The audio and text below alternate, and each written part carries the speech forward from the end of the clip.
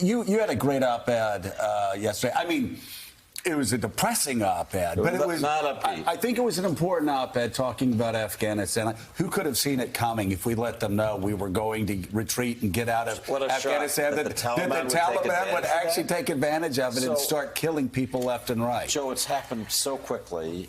President Biden announced back in April that he'd be pulling all U.S. troops, not many left, 2,500, out by September 11, and across the country there has just been a domino effect. More than 50 districts have fallen since May 1, and there is a sense in Afghanistan now, talking to old friends there, of real demoralization. The fear is that full-scale civil war will break out again. I quoted a woman who runs a women's shelter who's just thinking about the women who had fled persecution, Taliban, battering. And again, these are the women we've been telling since early 2002, go to school, get jobs. These are the women who we're going to protect you. That the United States was bringing a new era to Afghanistan, who believed in it, lived it, and now are literally on the run, trying to find someplace that's safe. President Ashraf Ghani, the president of the government of Afghanistan, such as it is, will be in Washington Friday to talk to President Biden. So, but what's that going to do? He's not going to change his policy, is he? There's very little left to do. Right. It's too late. It's one of these situations where it really is too late. The troops are on the way out. Every week, CENTCOM sends another press release saying what percentage of all the equipment's gone. It's basically all gone. What are the other options? Are there any options? So, Mika, the only options left really are financial support that will give them the money to buy the things, hire the contractors, keep their military in the air, which is the most important thing. And then diplomatically, it turns out that every country that matters does not want the Taliban to take over in Kabul. No. And that includes Russia, China, Iran, Pakistan. Every single country agrees with us. So some way to bring them together more forcefully to say no, that's probably But they don't want it enough. They don't want it enough. They're not going to commit. I was in Pakistan last week. I interviewed Prime Minister Imran Khan. And by the way, if you or your family is going to Islamabad this weekend and you see posters of Jonathan up and you can't read exactly what's underneath that face, it's probably anti-Semitic, honestly. They hate me there now. It's not good at all. You can get into that as well. Why you're a man on the run. But there's a few things. So David's exactly right. This is where it's heading. They're very worried. Imran Khan was talking about a civil war. That seems to be what everyone's expecting. The idea that you can coerce the Taliban into a peace settlement seems like a pipe dream right now. Why would they? They have all the cards. The US has no leverage. They're out. And the other thing you sometimes hear from people is, it's not your father's Taliban. It's a different Taliban. Well, OK, it's a more technologically advanced Taliban. They're more sophisticated at social media. But we know from reports on the ground, it is horrific in the areas that they've already taken over in Afghanistan. Women are not allowed to leave the home in some of these areas. Girls are not going to school. They're doing public hangings. They're confiscating smartphones. So tell that to the women who are living in these areas that they've already taken over. Right. And the US is pulling out. They want to keep some kind of a counter-terrorism effort in the region. But that's going to be complicated because I'll tell you, in Pakistan, they don't want the public. It's a very sensitive issue, and they might come to some covert arrangement with the Pakistani military forces, but it's pretty hard to hide drones. So after 20 years, David, and this always angers people when you put it this way, why the rush? I say, why the rush? We've been in Germany since 1945. We've been in South Korea since, 52, 53, 54, after the war.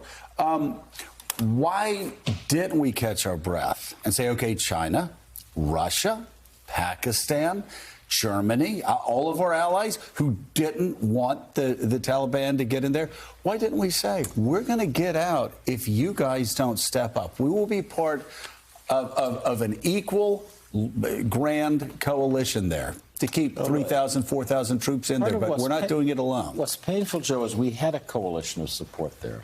Our NATO allies were with us on the ground. We're shocked that we were thinking of pulling out so quickly and not talking to them about it. There were Why didn't we do that? I think the administration coming in was holding things close. They talk a better game about sharing with allies than they sometimes practice. But I share your view. You and I were talking before the show. I've seen, traveling in Syria, in Afghanistan, that small numbers of U.S. forces can have a significant effect on these conflicts. In Syria, they just blew out the Islamic State. That we had very well-motivated allies. We don't have that in Afghanistan, our allies in Afghanistan. But the idea that we needed to pull these out right away, I think, was Joe Biden's. Biden bears scars from the 2009 debates about Afghanistan, and he came in and he wanted to do it. He did it over the objections of his military. I think Defense Secretary Austin, probably National Security Advisor Jake Sullivan opposed this. But, you know, we're seeing Joe Biden has pretty strong views on this. Elizabeth? He's always been this way. I mean, he wanted to split Iraq into 3 pieces, remember? That's right. And he was very frustrated with the long debate during the Obama administration about, you know, the surge in Afghanistan. And this is what he... but here we are in a situation, we'll have the 20th anniversary of 9/11 this September, and there's a very good chance that Afghanistan will be a complete mess, and all of those veterans, all of those men and women who died, will look at Afghanistan and think, what was the point? And you know, I know a number of veterans who feel it was useless at this point. And you know, our strategy there was up and down over the years. It was we went in big, then we pulled back, then we went in again, pulled back.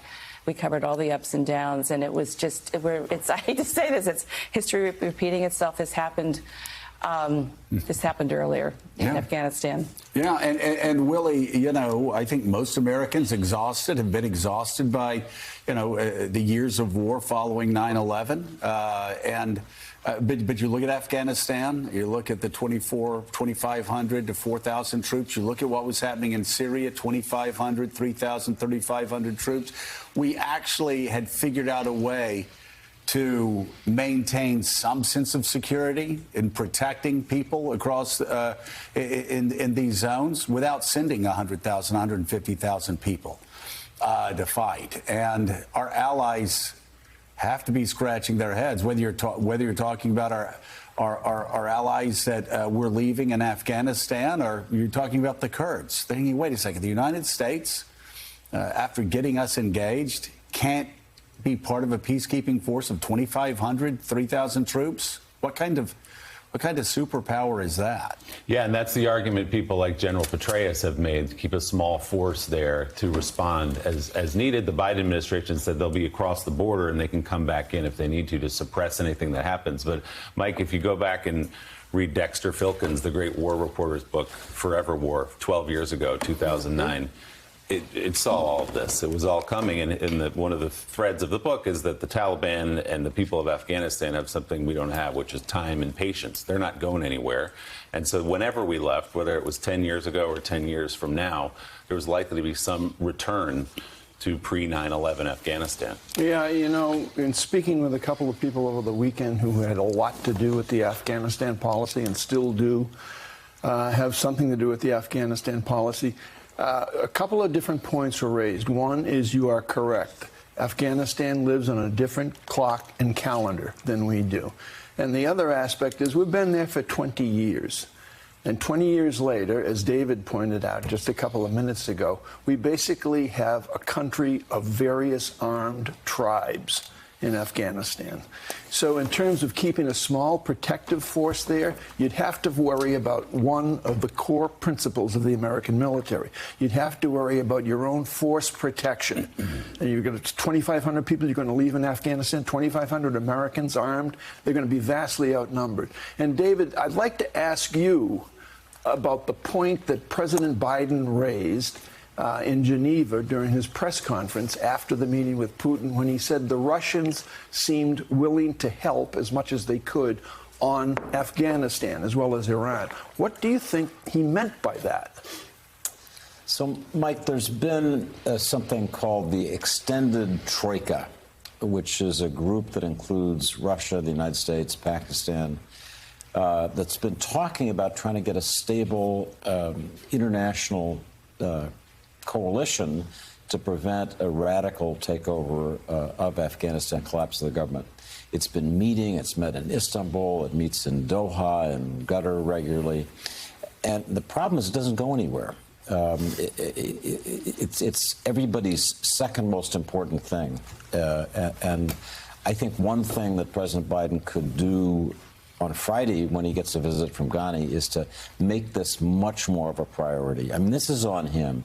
As much as America's sick of this war, and every one of us would share that, we're not going to like watching what it looks like as we retreat and the suffering of the Afghan people. So this is Biden's last chance to do something about that, Mike, and I hope he will.